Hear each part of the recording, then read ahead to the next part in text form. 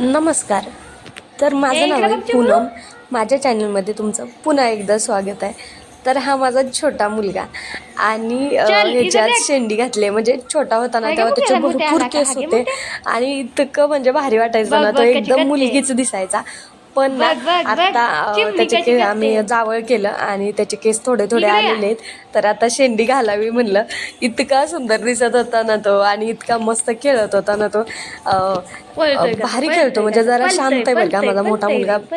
जाम म्हणजे इतका असा चंचल आणि एका जागेवर शांत बसत नाही आणि इतका तो हे आहे ना. पण हा खेळतो वगैरे, पण त्रास जरा कमी देतो. मोठा मुलगा त्रास लई देतो, पण इतका बघा ना किती सुंदर दिसत होता.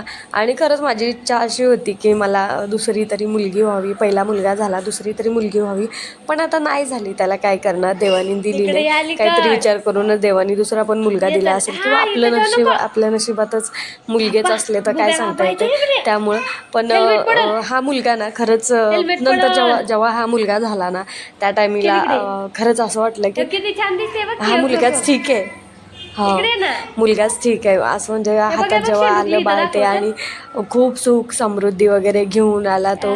आणि असं म्हणजे माझं तर असं म्हणणं की मुलगीच असावी असं काही नाही आहे बरं का.